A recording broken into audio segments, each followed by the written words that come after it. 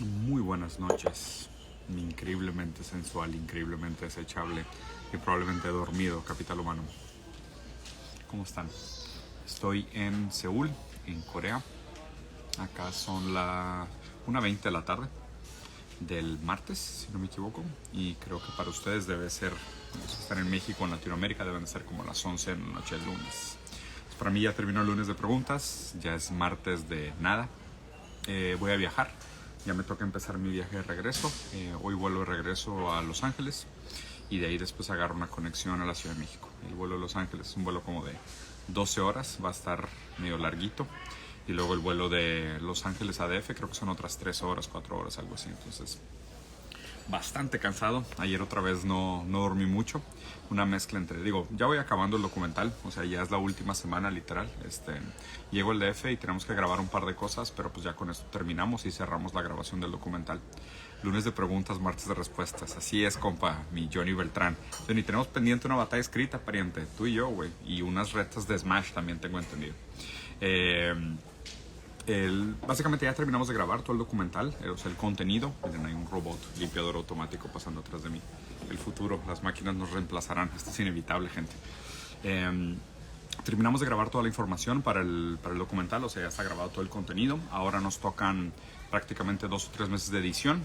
Todo septiembre, octubre y parte de noviembre vamos a estar editando el documental.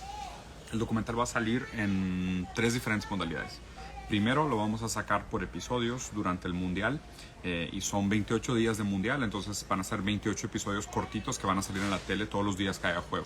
Estos los pueden ver en Televisa y Univision, dependiendo del país en el que están. Televisa están en México, Univision están en Estados Unidos o América Latina.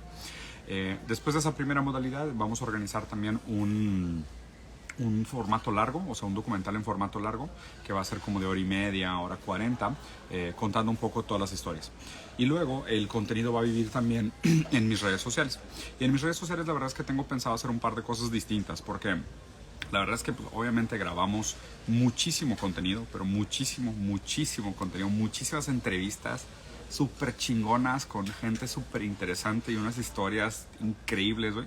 Pero pues no hay manera de que quepa todo en el documental. Y aparte, pues obviamente yo, la manera como pregunto, la manera como entrevisto, pues definitivamente me salía mucho de lo que era como el punto central de la narrativa de la historia, ¿no? Entonces, tengo pensado después subir esas entrevistas completas a mi canal de YouTube, ¿no? Entonces va a estar muy chido, pero muy variado. O sea, van a haber entrevistas en las que hice en África, en Ghana, con los pescadores del muelle este ilegal que está cerca de Accra. Van a haber entrevistas en coreano que hice acá, sobre todo con un diseñador que conocí, que tuvimos una entrevista súper chingona. También en Dinamarca tuve entrevistas muy buenas. Digo, en fin, la verdad es que van a ser entrevistas súper variadas, muy raras y algunas bastante interesantes y muy novedosas, ¿no? Entonces, pues eso va a vivir ya en mi canal de YouTube después. Eso es básicamente el final de este proyecto, pero lo que sí también es de que estoy trabajando en el final de mi libro. Todo este proceso, todo este viaje lo estuve documentando, lo estuve escribiendo. Llevo casi 100 páginas escritas, una por día por lo menos de todo lo que he vivido, de todo lo que he pasado. Eso también es un poco la explicación de por qué dejé de hacer un poco de contenido para redes sociales, porque decidí tomarme muy en serio este proceso del documental y vivirlo realmente, ¿no? Realmente, en portugués. Y vivirlo realmente, ¿no? O sea, conectar con lo que estaba viviendo, con el momento en el que estaba viviendo, atravesar la experiencia por el cuerpo, sentirme un poco más conectado de lo que estaba haciendo y demás, ¿no? Entonces voy a terminar el libro, probablemente ahorita en el vuelo lo termine. Me falta documentar las últimas historias, que son las historias de Corea, porque pues a fin de cuentas lo estoy haciendo por días del viaje, entonces me falta documentar todo el viaje de Corea, muchas reflexiones que hice acá, cosas interesantes que me pasaron por acá. Y luego escribir la conclusión del libro y ya básicamente va a estar. Entonces el libro probablemente va a quedar listo para noviembre. La idea es que salga todo esto en noviembre, tanto el documental como los episodios, como el libro. La idea es que todo esté listo para noviembre. Antes de eso, para la gente que no sabía, el 22 de septiembre tenemos un evento en el Pepsi Center en la Ciudad de México, donde vamos a hacer una gran conferencia a la que bautizamos como Confluencia, con Nahuel, mi amigo filósofo argentino, Santiago Hermesillas, español, y Ernesto Castro, también español. La verdad es que habíamos invitado a otras personas, pero por tema de conflictos de agenda no pudimos, ¿no? O sea, no cuadró, ¿no? Entre ellas Roxana Kramer, que saben que es una una gran pensadora, una mujer que admiro muchísimo. Nos iba a complementar muy bien el tema que estábamos tratando de construir, pero por ocasiones de agenda esta vez no pudo venir. Pero pues ya se volverá a organizar el evento y ya la traeremos a México también, no se preocupe. Entonces eso va a ser el 22 de septiembre. Ayer me avisaron que ya 60% de los boletos ya están vendidos. Falta un mes todavía para el evento y la verdad es que va muy bien. Los traté de poner sinceramente bastante baratos, solo para que cubrieran el costo de lo que podríamos hacer con el evento, pero pues por lo mismo se han vendido muy rápido. Entonces realmente si les interesa el evento, infórmense. Ahí en mi Instagram está el link de Pepsi Center del evento de Confluencia. Si no, al rato o mañana les subo otra historia con el link para que lo puedan checar. Pero si les interesa, les recomiendo que compren los boletos porque sí se van a acabar. O sea, creo que sí vamos a tener full house. No es un venue tan grande también. La verdad es que lo quisimos hacer un poco más petit comité. Vamos a dar 4 conferencias. Cada uno de nosotros va a dar una conferencia individual sobre un tema en común que vamos a revelar también ahí en el evento. Y luego vamos a tener un espacio para preguntas y respuestas y una mesa redonda para interactuar entre nosotros y tener como algún tipo de debate sobre algunos de los temas que me gustaría que platicáramos. Obviamente voy a aprovechar que van a estar en México Nahuel, Ernesto y Santiago y quiero grabar podcast con todos, o sea, son así como mi core, es gente que admiro muchísimo, que le he aprendido muchísimo, entonces seguramente las pláticas van a estar chingonas. Bueno, gracias por recordarme a Arianisa, pero no alcancé a ver tu nombre. Voy al UNAM el día 25, que es pasado mañana, bueno, pasado mañana para mí, no sé si es pasado mañana para ustedes, pero el día 25 voy a estar en UNAM haciendo nada más la presentación del libro de un amigo mío, del gran Vico, un tipazo. La verdad no he tenido el gusto de conocer en persona, pero grabamos un par de episodios juntos, me cayó muy bien. Está presentando su libro Ética para Desconfiados en la UNAM el día 25 y voy a estar ahí, nada más muy rapidito, solo voy a presentar su libro. La verdad es que la fiesta es de él. Si algo sirve mi presencia para que más gente lo conozca a él, esa es mi responsabilidad y es lo que quiero hacer. Entonces pues eso. Voy a checar aquí abajo la gente que puso preguntas para ver qué tal. ¿Cuál es el libro que más recomiendas para empezar con el mundo de la filosofía? Es probablemente las preguntas que más he contestado en la vida. Hay un video en mi canal de YouTube que se llama 10 libros para empezar con la filosofía. Ve y velo, ahí están todas las respuestas que estás buscando, muy bien estructuradas. ¿Cómo saber cuando una relación ya no es buena? Híjole, qué difícil pregunta, güey. Es que ¿a qué te refieres con que una relación sea buena? O sea, ya de por sí el planteamiento de la pregunta ya presupone un tipo de métrica productiva para el fin de una relación. El objetivo de las relaciones es ser buenas. Y claro, entiendo, ¿no?, que estamos pasando por un momento que es de que evita relaciones tóxicas y tienes que tener relaciones más saludables y todo, pero me parece medio que una infantilización un poco rosa de lo que son las relaciones humanas. Las relaciones humanas son, para mí, intrínsecamente complejas. Los deseos, los choques de los deseos, los eclipses de los deseos son cosas que son profundamente complicadas. La manera como la gente se entiende, se expresa, se da a entender lo que cree que dijo, lo que pensó decir, lo que trató de decir, lo que dijo, lo que el otro entendió, lo que cree que entendió, lo que quería entender y lo que realmente se le quedó. Entre todo eso se construyen las relaciones. Entonces, ¿cómo saber si una relación todavía va bien o todavía funciona? Me parece que revela tu meta pragmática de la instrumentalización de las emociones en un sentido de Excel, en un sentido de las relaciones tienen que ser buenas y para mí eso pues les quita mucho de lo que son las relaciones humanas. Las relaciones humanas son intrínsecamente complejas. Eso no quiere decir que te tengas que quedar en un lugar donde te hagan daño, donde seas víctima de violencia, donde seas víctima de abuso. Hay que saber marcar muy bien las pautas, pero también no te puedes ir hasta el otro extremo y decir, esta relación es sana para mí o no. Miren, el amigo robot. Me encanta que existan robots limpiando cosas. Entonces, no me parece tan simple esa solución. Dieguín, para iniciar un proyecto para fomentar el pensamiento crítico, que puedo leer. Pues mira, o sea, si realmente te interesa la escuela de pensamiento crítico, yo creo que podrías empezar por Kant. Kant hace un planteamiento muy interesante sobre el papel de la crítica en el pensamiento, pero no te puedes quedar en Kant. Después de Kant podrías leer a Nietzsche, por ejemplo, podrías leer a Hegel inclusive, pues hay que seguir ese camino, ¿no? Pero Kant me parece un lugar interesante para leer si realmente lo que te interesa es el tema del pensamiento crítico. ¿Qué opinas de Tinder? La verdad es que nunca he usado esas aplicaciones, o sea, no me tocó, no fueron de mi época, yo ya estaba en una relación antes de que existiera Tinder, pero la verdad también entiendo su necesidad. No me parece que también sea prudente simplemente demonizarlas, porque pues son un cambio histórico, ¿no? O sea, me parece que responden más bien a las necesidades humanas de interacción, de relaciones, de creación de vínculos, con la desaparición de los espacios de interacción física social. Entonces no es tanto que esa chava se va a quedar sin trabajo algún día por culpa de un robot y no lo sabe. Y probablemente ella, mientras camina por aquí limpiando pasillos, está mandando datos que son minados por una computadora que educa al robot que le va a quitar su empleo en el futuro. Qué lástima, ¿no? Pero pues todas regresando a estas cosas de citas y Tinder y estas aplicaciones de conocer gente, no me parece fundamentalmente mal. Creo que sí son susceptibles a, pues como todo, muchos engaños, a muchas como estafas. Tienes que ser sumamente cuidadoso, pero no me parecen fundamentalmente equivocadas. Son perfectibles, definitivamente son perfectibles, no son ideales en el mínimo extenso de la palabra. A mí, sinceramente, yo siempre prefiero las relaciones humanas y ver a las personas en físico y sentir su presencia, o sea, su corporalidad. Y no lo digo en un sentido sensual, aunque sí pudiera hacerlo, pero me refiero a que cuando platicas con alguien, la presencia de un cuerpo o un objeto de referencia para mí marca algo distinto en la comunicación. Hay muchas cosas que no se ven en el texto y en las fotos. El lenguaje es que, o sea, lo escrito contra lo hablado son dos niveles muy distintos de comunicación.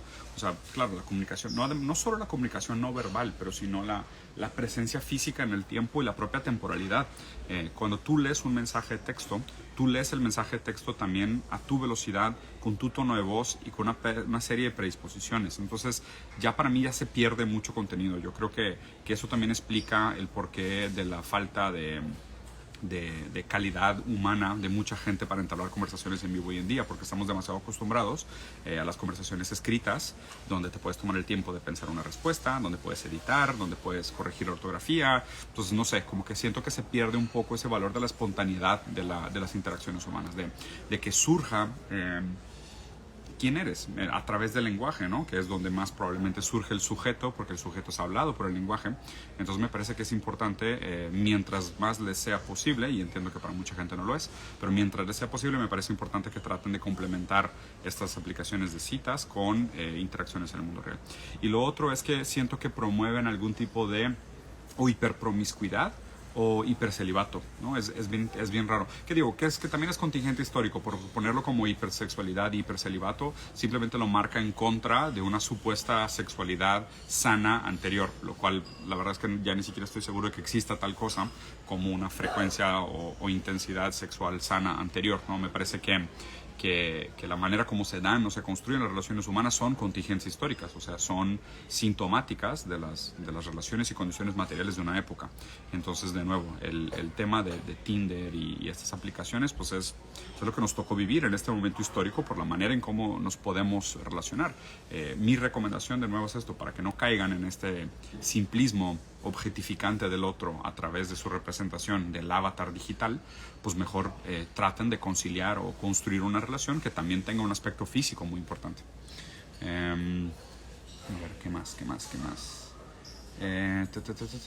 Soy deportista, pero aún no logro llegar a la selección. Soy el sexto.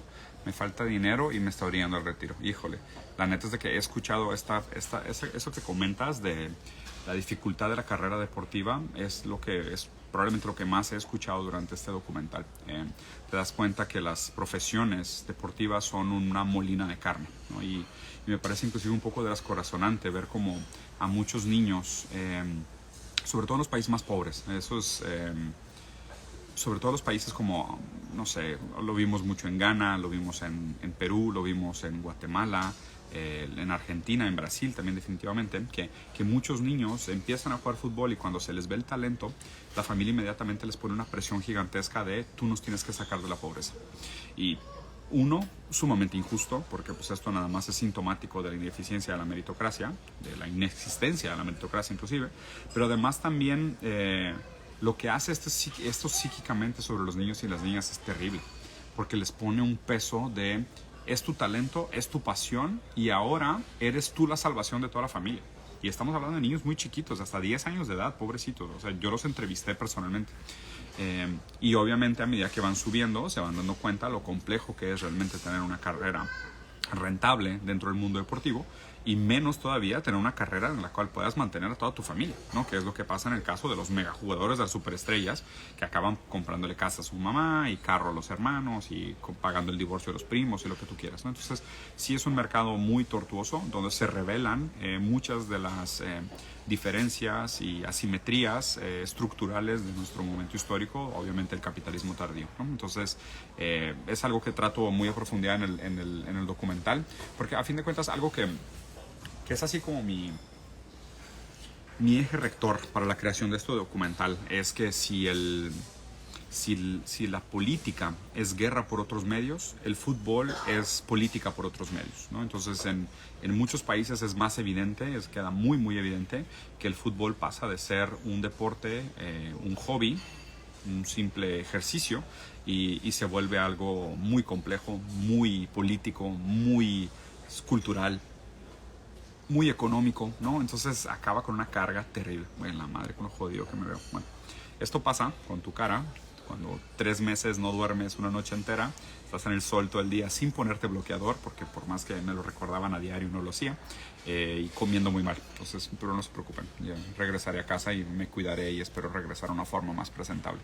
A ver, ¿qué más? ¿Crees que la crisis económica actual podría superar la crisis del 1929? Creo que las condiciones son diferentes. A mí me parece que la manera como vamos a vivir la crisis va a ser distinta. Además, los dolores que tenemos actualmente son dolores distintos, porque a lo mejor en el 29, en muchos criterios, vivimos una crisis de escasez y ahora vivimos una crisis de abundancia. Que aunque suene raro ese tipo de cosas que solo sucede bajo el modelo capitalista, que es producimos de más y prácticamente no consumimos todo lo que producimos en ninguna categoría.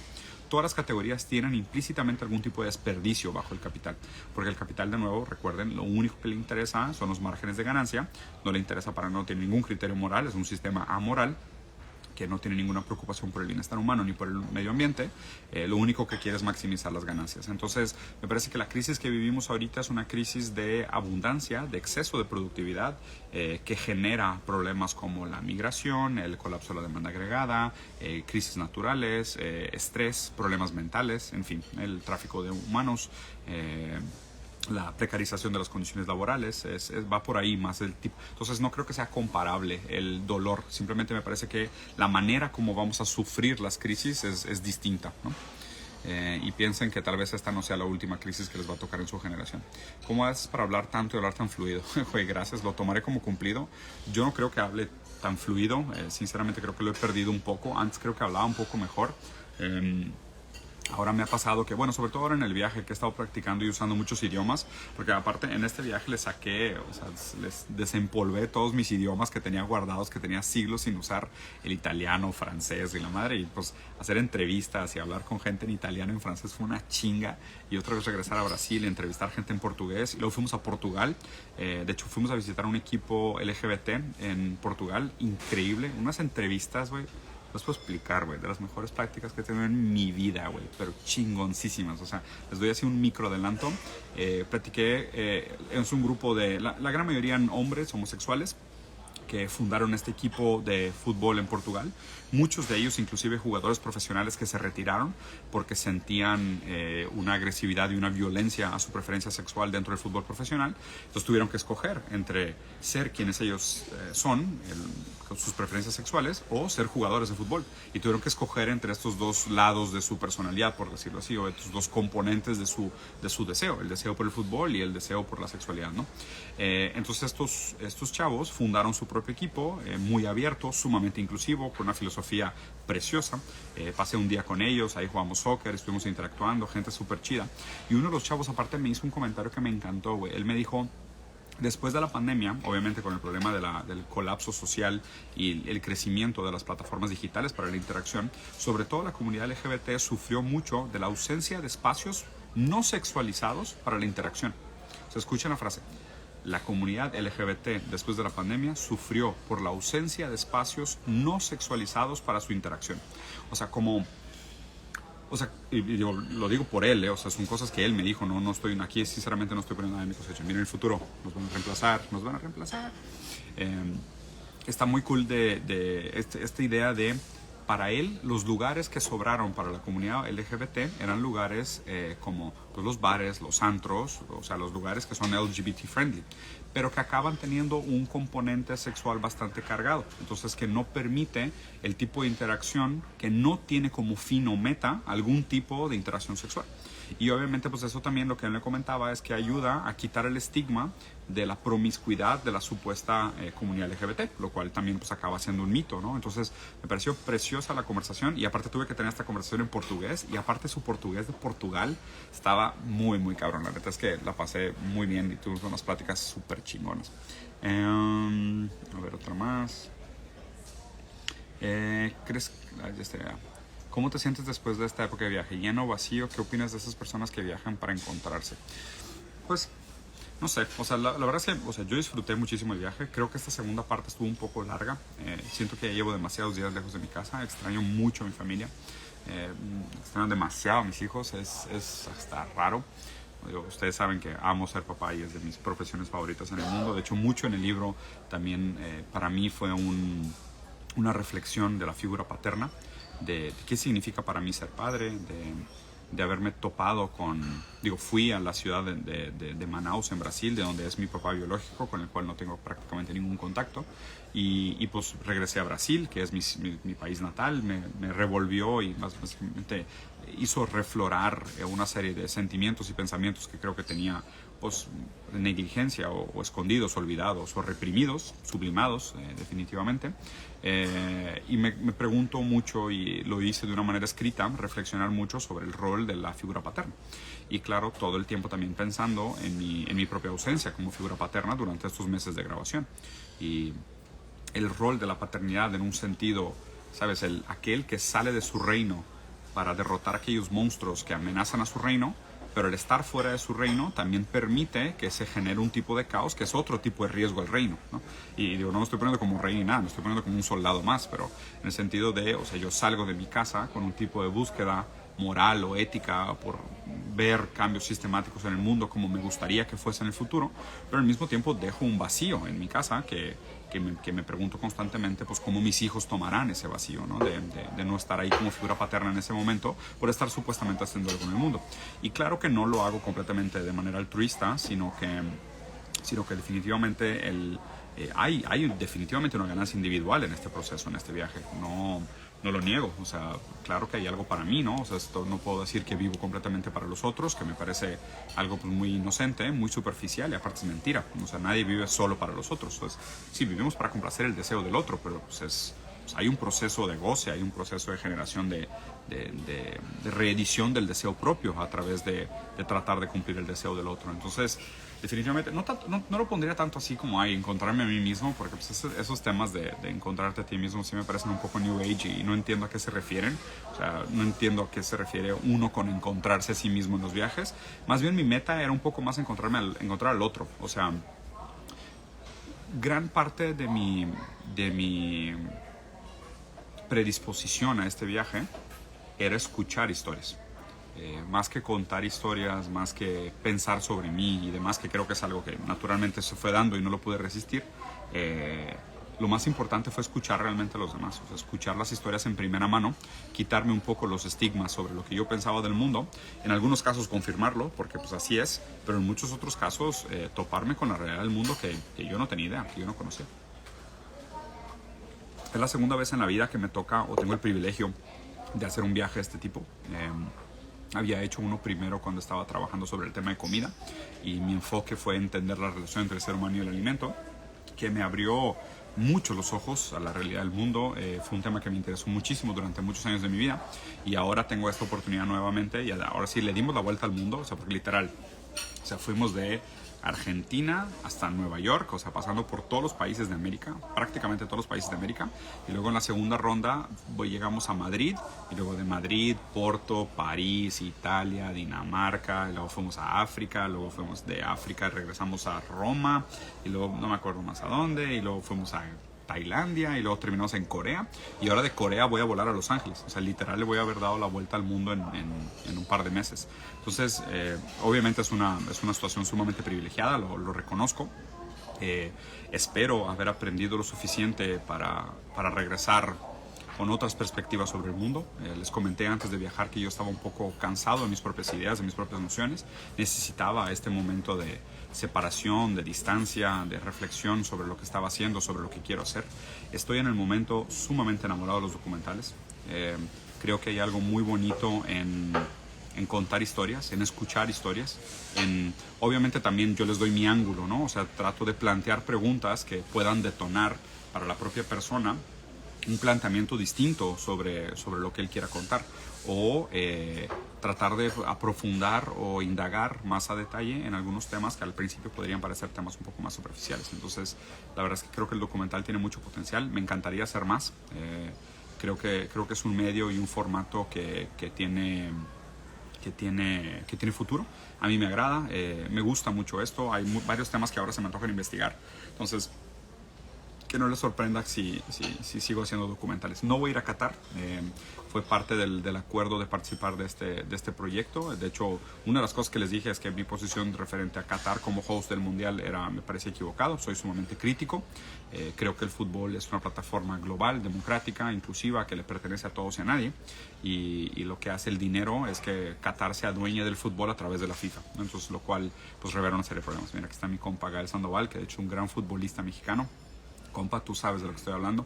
El dinero tiende a arruinar mucho de lo que es la magia y lo que tiene de bonito el deporte, ¿no? Pero bueno, pues voy a dejar que ya tengo que abortar. Me voy a Los Ángeles. Espero les haya gustado. Lo voy a dejar grabado para que lo puedan ver desde el principio. Y ahora sí,